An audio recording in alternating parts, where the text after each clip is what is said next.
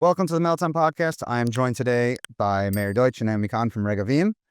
Appreciate you guys taking the time here, especially as we're had a little bit of a rough draft with technical difficulties. But for those of you who don't know Regavim, what do you guys do and what do each of you do for the organization?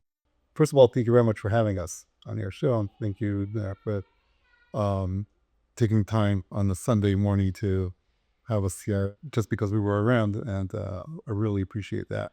And so Regavim is an organization established in 2006. The goal we took upon ourselves is to protect the land of Israel. And when I say that, is to our strategy is not to do the job instead of the state of Israel. Our job is to make the state of Israel do its job. And it's really, really crucial to understand what we do and how we do. So, when we talk about land issues, we're talking about huge issues, very different from one area to another in Israel. So the issues down in the Negev are very different than the issues in Judea and Samaria. The issues up in, the Galilee, up north, Jerusalem, huge, very, very huge challenges Israel is facing in terms of the land. And our job is to make the state of Israel do its job. Naomi, what do you do for Regavim? I try to communicate everything that we do to the English-speaking public, create a community of people who are interested in getting the information, real information, and sharing that information to create a shift in public perception of what's going on in Israel, and to create support, much needed support for the Israeli government so that it has that space in which to do what we want it to do when it has the backing of the international community. I think as we discussed before, but we'll discuss it here again, when we're talking about enforcement of law, you're not looking just to target minorities in Israel. You're not looking to target non-Jews as exclusively. You're only targeting violations of the law when it comes to housing and how it's enforced, correct? I understand that correctly? Absolutely. It is true to say that most of the illegal building is done by minorities throughout of Israel, but that's not to say we're targeting those minorities. If you look at the outcome of our doing, I think we have built more structures, legal structures, for minorities throughout of Israel than demolishing illegal structures. I mean, we want the citizens of Israel to enjoy the infrastructure equally, and we want the law to be enforced equally. Okay, so our interest is that the people of Israel live in legal places with electricity, with water, with pavements, and when you build illegally, necessarily you won't be able to give that infrastructure to all the people living in Israel. So where did this perception come from, both within Israel and outside of Israel, that it's somehow anti-Arab, anti-Bedouin? Doesn't appear to be a basis in truth in that. So is this just some sort of crazy media bias? Is it some sort of activism that's coming from foreign money? What do you guys think is the reason for this false perception? No, so again, when you look at the problems, or you look at the illegal building throughout of Israel, you have more than 100,000 illegal structures built by the Bedouins in the Negev. In Judea and Samaria, How? We'll talk about that. But in Judea and Samaria, you have, again, 103,000 illegal structures built by Arabs in Judea and Samaria in Area C, which is the area under full Israeli control according to Oslo agreements. On the same time, you have 5,000 illegal structures built by Israelis in Judea and Samaria in Area C. So yes, we're focused on the 90% of the problem, which is the Arabs in Area C, right? So it comes across as if we're chasing, as if we're after the Arab, but that's not the case. We're after illegal building. But I just fail to understand how that happens. How does someone build 100,000 illegal structures and nobody does anything? It's not as if, the Hasbara apparatus, which we don't have to get into too much political stuff like this, but I'm very much opposed to this. I think it's dumbs down a lot of the situation. It's the size of New Jersey. Okay, how does something the size of New Jersey allow there to be 100,000 illegal structures built? just in the negative. Just in the neck. that- How does that happen? We're not talking about Jerusalem or what's happening up in the How does that happen? So an example, one of the big changes we were able to achieve in 2018 was the Commons Law. The Commons Law was taking the building code of Israel, throwing out the chapter to do with enforcement and building a new chapter. Why? Because the law until then was effective only if you really wanted to Obey. obey the law. If you didn't want, there were no consequences to it. There are no sanctions. Okay, so let's say if the building code, just an example, okay, the building laws in Israel are enforced firstly by the local municipality. But what happens if a local municipality, let's say of Rahat, or let's say of Lakia or Arara, decide they are not interested in enforcing the building code? So what happens? So until we push this change, nothing happened. They just built illegally in those towns, in those cities. Okay? That means they built illegally wherever. No, the municipalities don't collect the city tax because they didn't want to get into a conflict with the citizens living in those towns. So the local municipality, they were voted into office by the people living there. The people there didn't want to pay city taxes, so they just didn't collect the city taxes. They didn't want to build according to the building code, so they just didn't build it according to the building code. Right. So that's how is there State tax as well in terms of like when you're building. I'm just trying to understand from a defense perspective, right? Like if you in the United States, there's federal taxes. So is there any sort of there used to be Masaf Hush. Now as we're speaking, there are discussions of bringing that back to pay taxes according to how federal taxes. But in the past 20 years, the taxes were the city taxes. okay. So that's just one example. Okay, another example was until this law was passed, the Commons Law, the local municipalities didn't need to report back to the state what's happening with illegal structures being built within the town. So what happened to the town? How is that? Stayed in the town. Well, that's exactly where we came in and we said, look what's happening. We showed the numbers. We said there are big towns, big cities in Israel that the building code just doesn't exist. And that's one of the things. I'm trying to understand, how is this even possible? Okay, so Or I should just say that for those who watch my podcast, I rail against all of these different institutions in Israel that I'm saying just do your job, right? And you're saying do your job when it comes to building code. So I think it actually does provide a little bit of color, and that some of the issues are kind of thematic. They're like things are supposed to get done, but they might not get done, and that's where it leads to having NGOs or others having to step up to do that. Right. So another part that was also taken care of in the Commons Law until 2018, the only way to really have to have some sanction on someone that built illegally was to take them to court. Okay. Now, when you take someone to court, that takes like 20 years in court and at the end of the day, the court lets the person out with a fine of 30,000 shekels. After you build a building that costs 2 million shekels. And so it wasn't worth it for the people to build according to the law. It was just worth it for them.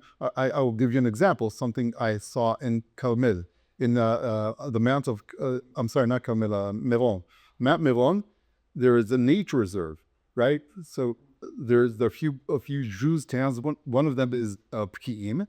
And right at Pkiim, there was a big illegal hotel that was built within the nature reserve, and the person came to take the person that is in charge of enforcing the law over there came and gave him a warrant that he's going to be taken to court. The person that built the illegal hotel said, "I'm not concerned about it because you know what's going to happen. I'm going to get to the judge. I think it was George, a name of a judge in Nazareth." And he's going to give me a fine of 30,000 shekels, and that's going to be the end of it. And that's exactly what happened. So, Is this thing still this hotel still exists? Yeah, was legalized. But just to give you an example, this was before the Commons Law. The Commons Law, one of the things it did is getting a tabinali, Administrative orders. Administrative orders with huge fines. So now someone builds an illegal structure, he will receive 350,000 shekel of a can I say Fine. a fine. So now it's starting to be, people are starting to think, and now he gets that fine for every day that goes on, that fine goes and gets even bigger. So now there's some kind of a reason for people to stop building illegally and to start building according to the laws. Now each town, each municipality has to report back to the state once every half a year what's happening with the illegal. And there's a new unit, a national unit that has its own ability to go into the town and do their own survey of what's happening. So if someone is not reporting back, they get involved. Can I ask a tangential question? If there's all this illegal building, that must mean that there's all this illegal labor, right? People might be working and not actually paying their fair share of taxes, right? True. So does the state of Israel care about that?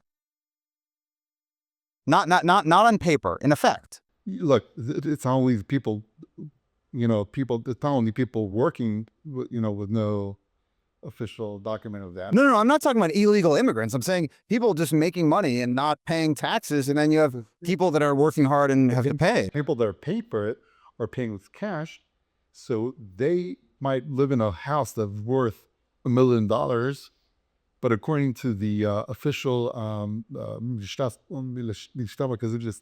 which is Central Bureau of Statistics. Okay. according to officially, that person is a poor person that has no income. He's homeless, and he might be receiving the Meir, which is welfare. Let me ask you another question. You build a house illegally, essentially in a nature reserve or whatever. Where's your electricity coming from? Where's your water coming from? Where's your sewage going?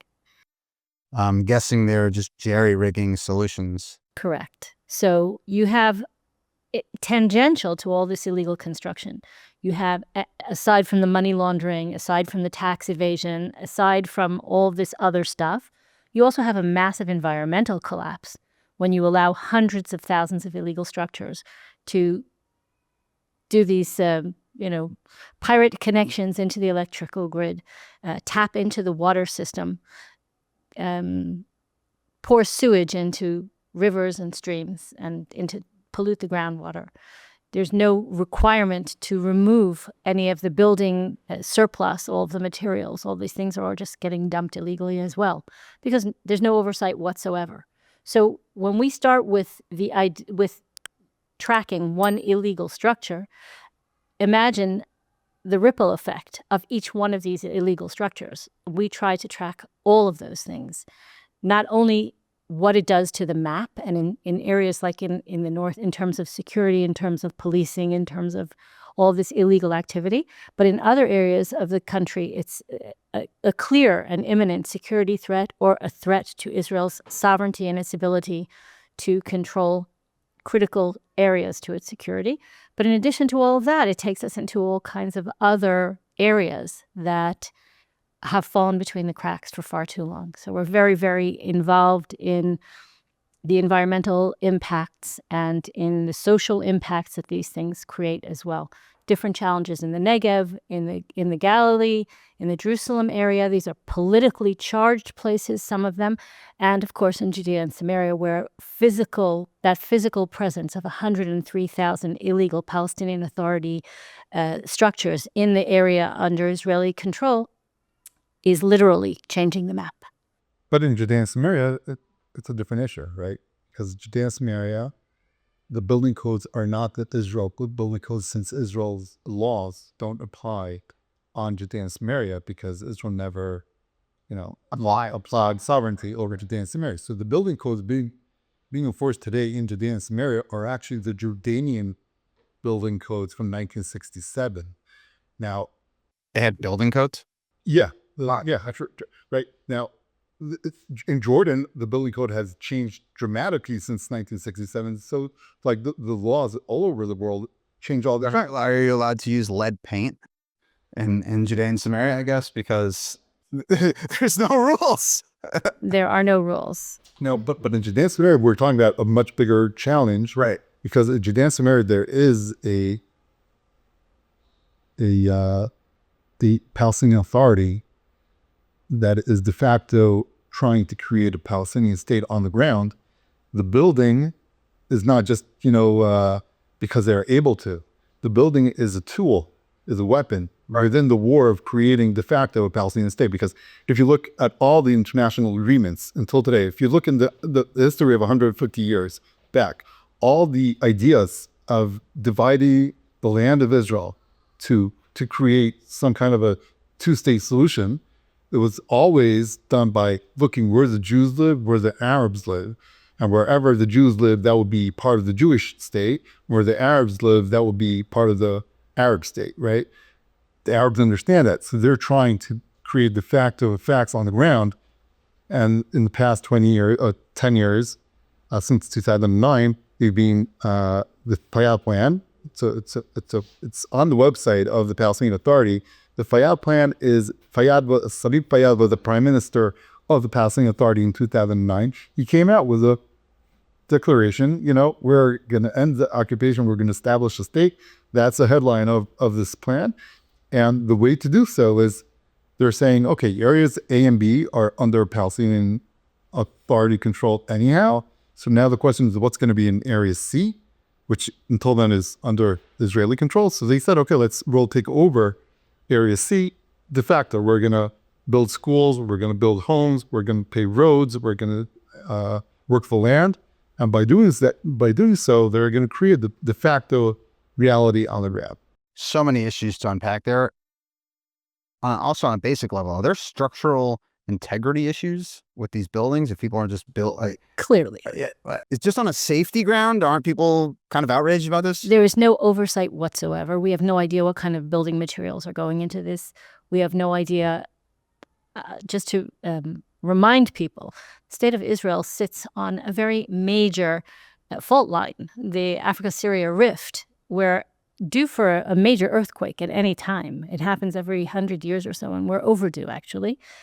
What happens to all of these structures? And who's responsible for the devastation that will clearly happen in some of these areas that are built without any engineering oversight, as far as we know, without any oversight in terms of the materials, infrastructure, substructure? We have no idea. But the bottom line will be, of course, that the state of Israel will be at fault. Well, they're going to be blamed, Well, certainly. of course, Yeah. but they should be, because who's responsible? Just saying all the time, let's not open this can of worms. Let's not create a conflict. Let's not face off against the Europeans who are funding all of this. Let's leave that battle for another day. It won't work, because other external forces will force Israel to have responsibility, even if it doesn't take responsibility. When you say Europeans are funding this, is there evidence that Europeans are sending money to? You're saying because they're funding the Palestinian Authority, or because they're sending money to Bedouin communities to build these kinds of structures? Or the European Union places sponsorship signs, massive, proud sponsorship signs. Oh no, it's proudly proclaimed. There's also a thing called the West Bank Protection Consortium, 8 European governments in addition to the European Union, that fund the illegal construction all through Area C, in areas that they know full well are under full Israeli jurisdiction. They create the infrastructure for building new quote-unquote villages, which are clearly politically motivated. They put them in strategic areas, and they put sponsorship signs on the sides of all of these buildings. And I'll link to this book in the comments, but well, that's a follow-up, chat. But we have huge. I'm just, it's just one of these things, like just on philosophical level, and again, I hope everyone who's tuning in can check out your website and get more of a sense of what's going on. I think there's just a philosophical question which I'm grappling with, which is just how the kind of Yebeseder, everything's going to be fine mentality is pervasive in Israel. And you guys are touching on this, as we say in America, like this third rail, this very difficult subject to grapple with for Israel, Jewish community at large, because again, so much of the media that comes out and is talking about these kinds of issues is fake news and is just invented manure, right? That's why they make such an issue about like settler violence. And you would think, as I just concluded an interview with this guy who loves Hamas, you would think that the IDF is going around, picking up innocent school children and like committing massacres all day. That's what they're telling everyone within Judea and Samaria. But the truth of the matter is that there's actual building laws and rules that are being funded by foreign actors in Israeli territory, and nobody's doing anything. Correct. That's why we're a business, because no one's doing anything. Look, the state of Israel. Like, why is this even remotely controversial? I don't understand. We're speaking, soon 2026, but in the past 2 years, there has been a huge shift in Judea and Samaria and in the Negev. We are seeing a huge change of what the government is doing. So it's there all the Bibi was prime minister basically almost every year since 2009. Sure. What I'm saying is, like, how does it get to the point that this is the status? I just cannot wrap my head around how this is the status quo. Let me tell you something. The West Bank Protection Consortium, for example, builds illegally in areas under Israeli jurisdiction, in sensitive spots that are crucial for Israel's security. They know that it's illegal. And if, in the rare occasions that we've managed to get the government of Israel to actually knock down any of these structures for serious reasons, for when it becomes just so egregious that they can't avoid they have to take it down, these 8 countries sue the state of Israel or threaten to sue the state of Israel for compensation for damaging European property in Area C. Now, think about the absurdity of that. They're building illegally. They're breaking international law. They're breaking a treaty on which they themselves are signatories. They are pushing the entire region to conflict, to confrontation. And then when Israel actually upholds the law, they threaten to bring Israel up on charges for damaging European property. Just to understand how crazy the situation is, right? So one of our court cases was against the illegal school that was funded by the EU. And as we said, these are dangerous structures. And we went to court, we said, who's responsible for the children learning in this school? And eventually the school is built right outside Jerusalem near the Herodian historical site. And the court gave a demolition order because of our petition to demolish this structure because it's dangerous for the kids living there. Well, now in the European Union, they are having discussions of sanctioning Meir and Regavim, sanctioning Regavim and myself, because we filed a petition to the Supreme Court that eventually led to the destruction of a building, the illegal building that was built by the European Union. You should get like a whistleblower reward. Like you should be compensated. We should be. Yeah, I mean, like you're putting young school children in a building that was illegally built, that has no oversight, that if God forbid a wall collapsed, we're recording this in Bal Harbor. Surfside is right over there. You had the Surfside collapse with a poorly built building in which 98 people were killed in the middle of the night in 2021. It makes sense that you say you have illegal structures built. Why wouldn't you check to ensure that they're built properly? Also the law. Correct. There's also the law. There's also, why was that school put there to begin with? It was built on a World Heritage site, destroying archaeological evidence of the connection of the Jewish people to Judea and Samaria. It wasn't put there by accident, and it wasn't put there to serve a community. There's no community anywhere nearby. They actually had to bus children into this illegal, dangerous school for the photo ops, but in order to create a presence in a sensitive area, to give this Palestinian Authority a foothold in areas under Israeli jurisdiction. We tracked over 100 illegal schools of this type, all of them built and publicized by the Palestinian Authority, most of them with European assistance, or certainly with European diplomatic protection. This is a very well-used tactic by the Palestinian Authority. It's a PR nightmare for Israel to knock down a school. We are accused of denying the most vulnerable children their education, et cetera, et cetera. There are no children living you're in actually doing a mitzvah, though. Just to understand the strategy, right? This is an example of the strategy, right? I mean, so they're going to strategical areas that are important for the state of Israel, and they are building a school. They know Israel is probably not going to demolish the school because of the PR nightmare. So the destruction, the chances that, we were successful in this petition to the Supreme Court, but that's one case out of 100, right? And so they know that the structure has some kind of a bituach, like insurance, right? Because of the PR, the world, what is the world going to say about that? And once you build a school, so you pave a road to the school, you connect the school to electricity, to water, right?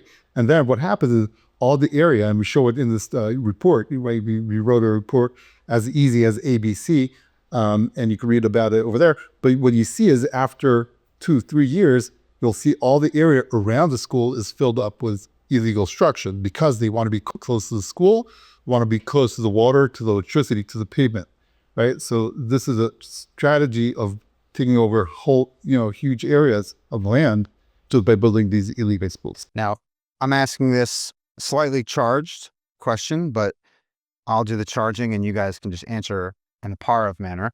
You have these uninformed rabbis and members, lay leaders, as I say, in America who try to rile up their congregations about judicial reform and the democracy in Israel is under threat. We need to go protest outside the UN because Benjamin Netanyahu, the prime minister, is coming and all these things. Are they reaching out to Regavim asking you guys, how do we stop illegal building and possessing of land in Israel? Like, are they equally outraged? Are they back channeling to you guys? No. Okay. Easy answer. Okay. Absolutely no. Okay. So just so everyone knows, I've gone on and I name names. You have these crazy rabbis from New York who led protests against Bibi, against all these things. And here you have a very clear enforcing of the law in Israel. I would hope that some of these things, Jewish Federation North America, I know people that are involved. I'm not against UJA. I'm not against these things, but I think it's worthy of consideration that UJA and JFNA and all these other places, if you're going to apply laws equally and actually care about the state of Israel, I think this is a pretty clear-cut case of saying Israeli law should be enforced equally. Well, it's funny you mentioned the judicial reform, because many people don't know the connection between the judicial reform and illegal building throughout of Israel. We have spoken before we started the recording, because it's a huge issue. It's a huge issue because let's take the Bedouins of the Negev, okay, just to understand how it works out. So there were spotters, right, illegal spotters over huge amounts of land in the Negev. The Bedouin, they were nomadic before the state of Israel was established. They were nomadic in all the Middle East. And when Israel was established in 1948, they were still nomadic. They moved from one place to another. But in the 1980s, they started going to the Supreme Court demanding Israel gives them schools and legalizes all these illegal squatter camps that were spread out in the Negev. The state of Israel has built 7 legal towns just for the Bedouins of the Negev. Just so you understand, whoever is not a Bedouin cannot receive a plot of land in these towns. And these plot of lands are given out for free just to the Bedouins. I served in the army for 5 years. I did not get a free plot of land from the state to build my home, but the Bedouins of the Negev do receive, because they were in the Negev for many years before the state of Israel, and the state of Israel decided it has an interest, all the Bedouins, to come into these legal towns. Therefore, Israel offers a free plot of land for the Bedouins of the Negev. However, many of the Bedouins do not want to go into these towns. They want to stay where the squatter camps were established throughout the whole of the Negev. You'll see them driving on the highway. If you go into the Negev, you'll see them. So they went to the Supreme Court. Now, the state of Israel said, look, we want to give them schools, but they need to move into the legal towns, and they will have schools. The Supreme Court said no. Israel has to legalize illegal structures in the Negev to give them education, okay? And then the same came with water. They went to the Supreme Court. Now we have 100,000 people living on a huge amount of land in the Negev, and they went to the Supreme Court saying, we need water. So Israel said, the state said, no problem, you want to give them water, they could go move into a legal town, or they could live wherever in Israel. They could live in Jerusalem, Tel Aviv, Beersheba. They're equal citizens. They could live wherever they want. They could rent an apartment, build a house, purchase that, whatever they want in legal towns, and receive water. Or they could live in the 7 legal towns and receive a plot of land for free and receive the water. The Supreme Court said, no, you need to supply them water where they are right now. Okay? So to understand the connection between the judicial system, right, and taking over of land, illegal building, you need to really go into the depths of these issues. How are you guys not angry all the time? Because I just published my interview with Jonathan Green, and I'm talking to you and other people just about very specific issues within the state of Israel. I've kind of transitioned a little bit out of just the military stuff. That got me, 12 out of 10 disappointed, sad, angry, the whole thing. How do you wake up every day and are able to tackle these things when some of these issues are actually just so obvious and kind of screaming? So I'd like to answer that first before Meir. Before I joined Regavim, which was 8 years ago, on a daily basis, I would find myself strangling the newspaper, screaming at the radio, throwing things at my computer screen, or trying to kick the television screen in because of the frustration and the anger of the things that I was seeing. And then I had the opportunity to join the Regavim team.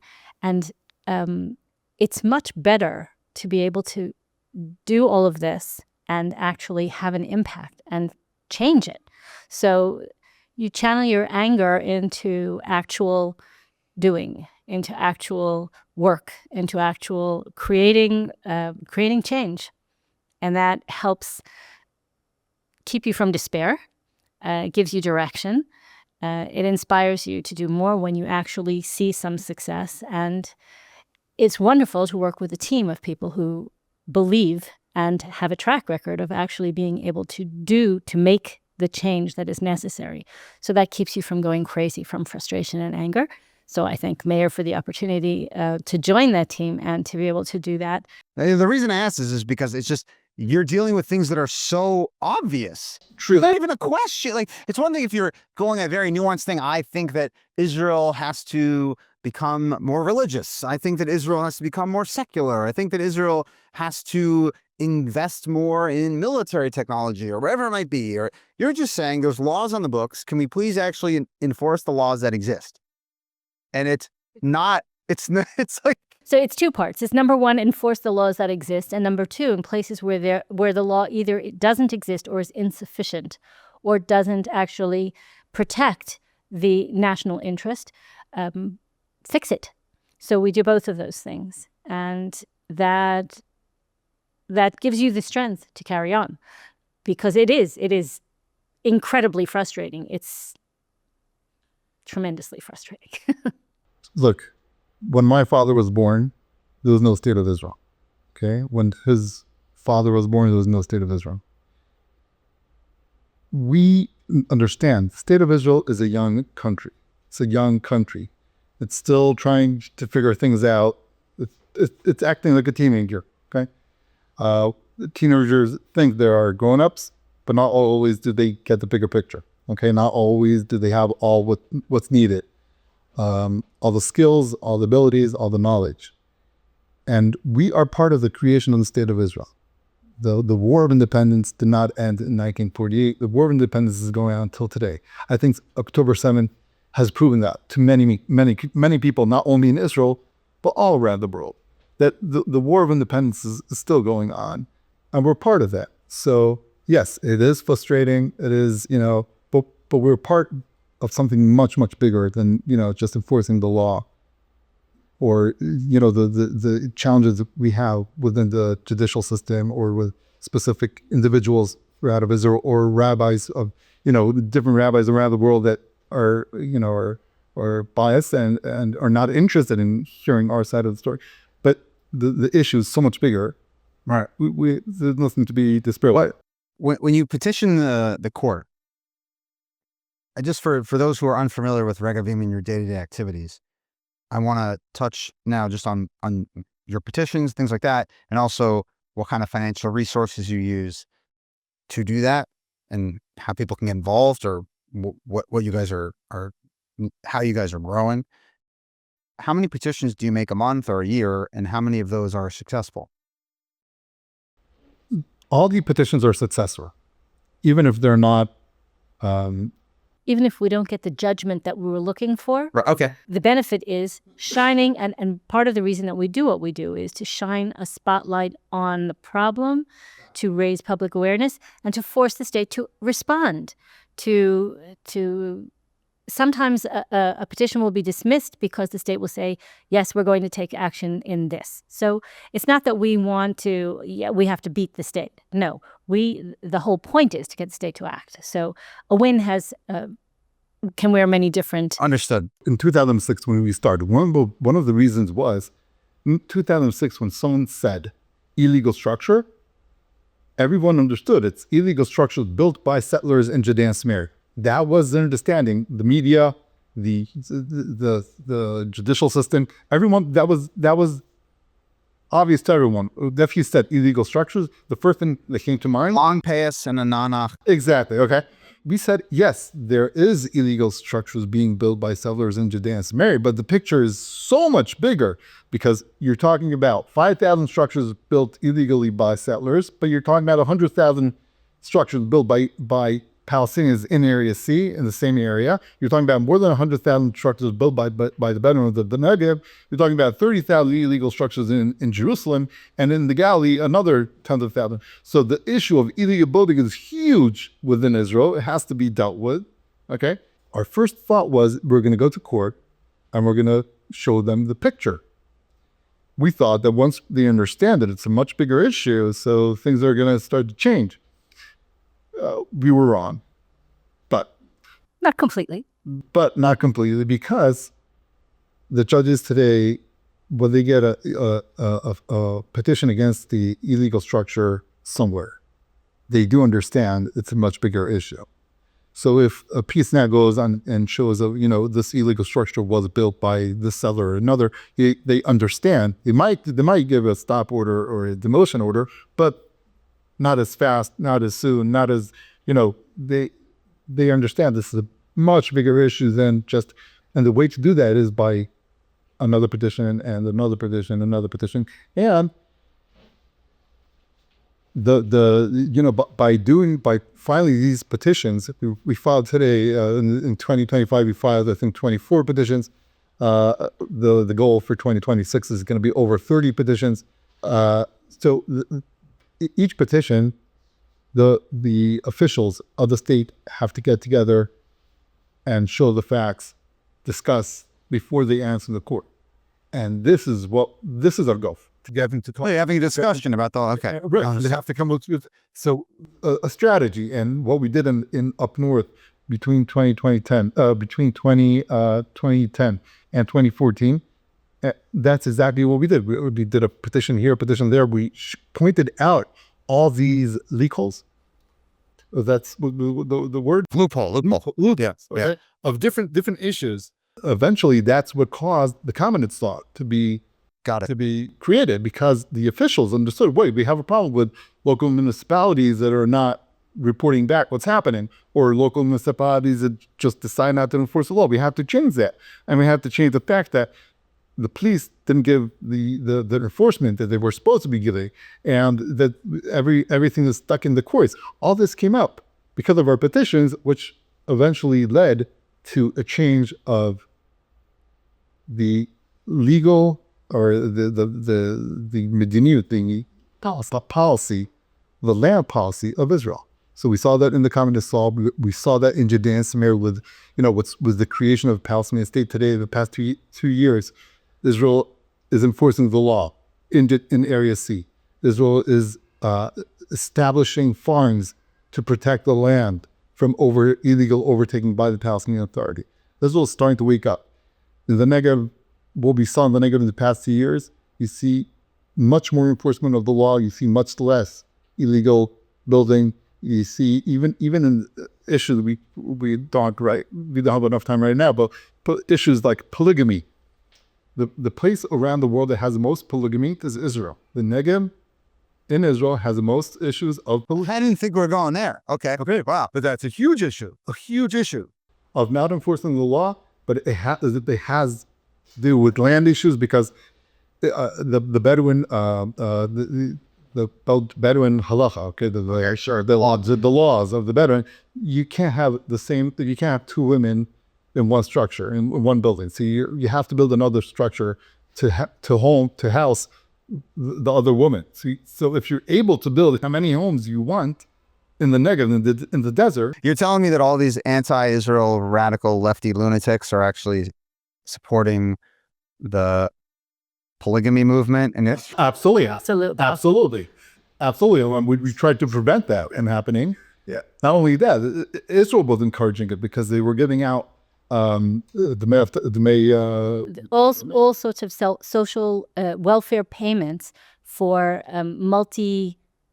what they call it extensive families, not extended families, extensive families, which means you can have 1, 2, 3, 4 wives. You can have 60 children, 70 children. You have all of these people, and the state of Israel was encouraging this, not only with social welfare benefits, especially for women who weren't considered part of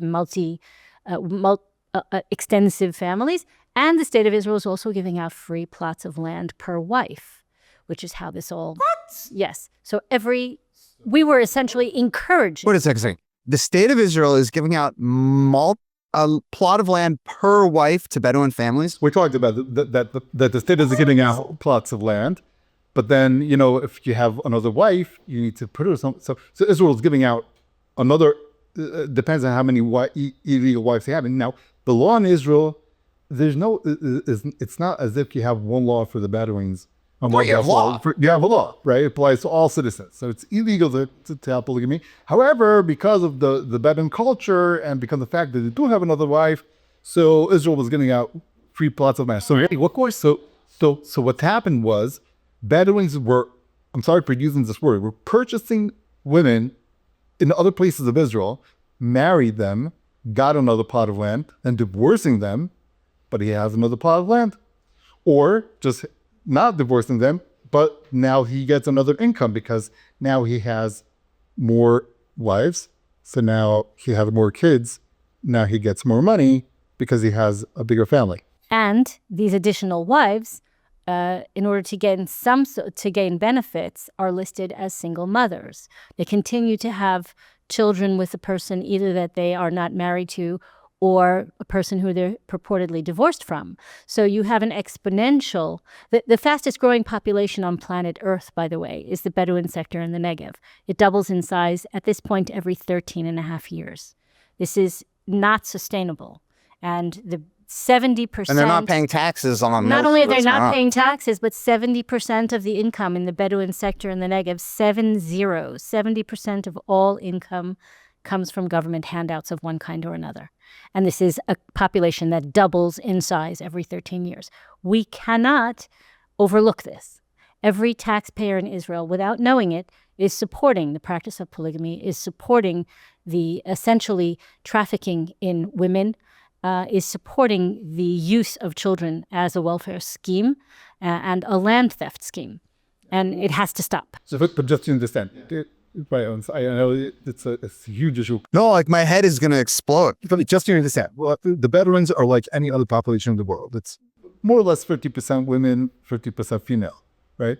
No, women and men, right? So if each Bedouin has 2-3 wives, where are they coming from? Okay, so they used to come from Gaza before the fence was built. They came in from Sinai, and they're mainly coming from Hebron, from passing authority. Now, a woman that grew up in the school in Hebron, as you said earlier, UNRWA educated, are they pro-Israel or do they believe in the... I don't think that they have a picture of Herzl on their wall. right. So 70 years ago, the Bedouins of the Negev were many of them were pro-Israel. Till today, there's a bunch, the part of the Bedouin sector that serves. I have one on my Al-Qam family, right? Really, there are families within, but they are a fraction of the Bedouin community. Today, out of the age that is supposed to be drafted into the army, less than 1% goes in and drafts into the army. Why? Because today, most of the Bedouins living in the Negev are actually either children or grandchildren of Palestinian women that came from Hebron or from other places in Judea and Samaria or from Jordan. They are not going to send their child to fight the uncle in Gaza. Okay, so this is a huge issue that it definitely has to do with Israel's security, Israel's future, and Israel's land. And I'll add into that, I participated in recently, we're part of a national task force, an interministerial task force about polygamy, which we helped jumpstart. And representatives of the Bedouin community itself came to speak at a recent meeting of all the ministries. And they themselves are, they're very, very, very concerned, as they should be, about the loss of their own culture to this phenomenon. Because Bedouin culture is being completely Palestinianized and overtaken. Over 25% of the population of the Bedouin of the Negev at this point are actually not Bedouin. They're Palestinian Arab. And that percentage will continue to grow. And the Bedouin population itself is now feeling those pressures. But at the beginning of this war, for example, the IDF actually arrested not one but two sisters of Ismail Haniyeh, who are married to Bedouin and living in Israeli towns and receiving Israeli support. And they and their children. Right, I remember hearing that story, and everyone was so confused. Like, Ismail Haniyeh's sister lives in Israel? So this is exactly it. But this is exactly how it happens. So you have a reality like the city of Lahat, the biggest. Right. So the biggest Bedouin town. So you have people in Lahat that were killed on October 7th by Palestinian terrorists. Right. On the same time, you had Bedouins of Lahat hiding terrorists that sneaked into Israel, hiding them in their homes in Lahat. So it's a huge issue. I'll say when I went to Rahat, shout out to the Al-Qam family. When I went in, I was just amazed by how just the construction. I went into their house. Their son fell on October 7th, and you see the Golani flag, you see the Israeli flag. So this is not, again, it's not a criticism of every single Bedouin family, the whole place, right? It's just illegal structures and cynical use of minority communities by foreign actors in trying to destabilize the state of Israel. A lot of it seems. I actually want to address a separate episode with you if you do have time, maybe in a couple weeks or whenever you get back to Israel, about this crazy settler violence lie. But I want to, because it really deserves its own hour to go into that, because I think most people don't understand it. But for those of us who have made it now and we're trying to understand Regavim and have a better sense of exactly some of these issues, it sounds like you must have a hundreds of millions of dollar budget, right? You must have. So what kind of budget are you guys working with, and how are you guys using your resources? So our budget is approximately 8 billion shekels, which is okay, nothing. Just $2 and change million. Okay. $2 million. Less than $2 million. What we do is, first of all, we have the people on the ground. We have in each area, we have a field coordinator that monitors what really happens on the ground. I think that's a huge change, because all these issues we're talking about, including polygamy and illegal building of the Negev, illegal gas stations, we didn't even talk about that. What's happening with the illegal schools built by, all these issues we wouldn't have been aware about, and the state is not aware about, because they don't have, their field coordinators down the field telling them, reporting that, say what's happening. We have... You're teeing me up with all these crazy things, but I'm not going to... have our fifth Meir in the field reporting back to us in the office what's happening, what's the real situation. Then we have our GIS department, people sitting down on maps, comparing maps, aerial footage, aerial photographs of what's happening, so we see where the land dries up. Say, I have friends and family. You live in, say, on Long Island, right? When you approach the water in Long Island, houses that live on the water. There is aerial footage. They put drones in the sky to say, are you taking out some of the protected area or not? And that's done on a quarterly basis to ensure regulations. So like, but why is this like, why do you have to push them to do this? So we started doing that, exactly that, in 2010. In 2012, we were able to push the state of Israel to do that. So now the state of Israel is doing the mapping. But again, we're continuing to do the mapping of ourselves because we have different numbers so we're continuing to do it to push the state of Israel to do exactly what's supposed to be done. So, we have achieved a huge success that now the state of Israel is doing exactly that. Okay. So we have the mapping unit. Then we have the lawyers. We have lawyers filing petitions to the Supreme Court and other courts throughout of Israel. Depends on what the issue is. Again, in the past year, we filed 24. Hopefully this coming year, we're going to go to 30. Can I just interject there for a second? In that $2 million budget, every time that we file a Supreme Court petition, it's somewhere in the area of about $20,000. That means collecting and presenting all of the materials, the data, the mapping, the GIS, the equipment, the field staff, the gas for the car, the lawyer's fees, the filing fees, everything. Just the aerial footage is something like 300,000 shekels for, just for the Judea and Samaria, right? And the Negev costs, it's a much bigger area, it costs a whole lot more. So what we do with the petitions is we don't just every single time we come across an illegal structure go to court, because there are hundreds of thousands of them. We choose emblematic cases to highlight a phenomenon, an issue. So we'll choose one of the 100 and some odd illegal schools. We'll choose several structures that are on the seam line between Judea and Samaria and Little Israel. We'll choose places that are on the border, either on the north or on the south, emblematic cases that highlight a phenomenon so that we don't waste our resources just chasing after every single incident.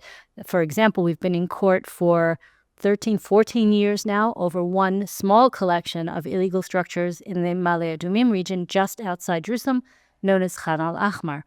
But Kahn al-Ahmar is only one of approximately 85 similar clusters in the same area. We just chose one that is an emblem, that is essentially a flagship for the larger issue. And we have the spokespeople, the spokesman that deal with the media, social media. We have the people working in the Knesset, legislation committees, taking the members of Knesset out to the field. Just an example, one of the ministers today, the minister in charge of the Bedouin issue today is Amichai Shitli.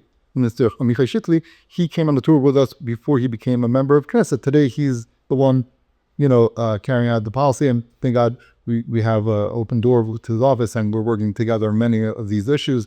Same goes with many of the ministers today.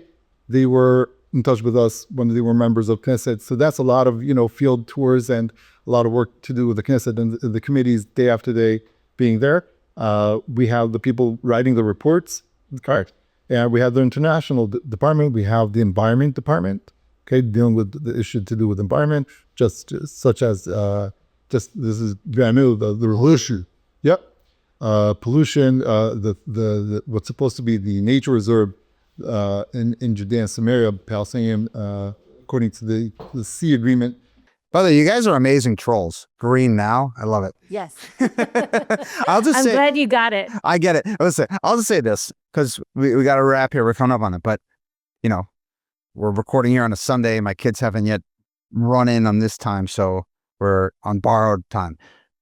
If you care about stopping polygamy, if you care about making sure that Israel actually enforces its laws, if you care about Israel being a just and fair society, if you care about democracy, if you care about the environment, then Regavim is something that you should care about, because you are simply enforcing the law without bias. I think that's an important thing. I think that it's important to speak openly and proudly about this. I'm really fortunate that you guys came to Miami to try to keep spreading this message, because this is, like you said, you're still part of the founding of the state of Israel. You're quite literally pushing forward things that I think many ignorant Americans like myself, to an extent, would have just assumed were taken care of. Like the idea that people are just tapping into the electricity and the Israel's giving out free land for like your second or third wife. This is crazy stuff.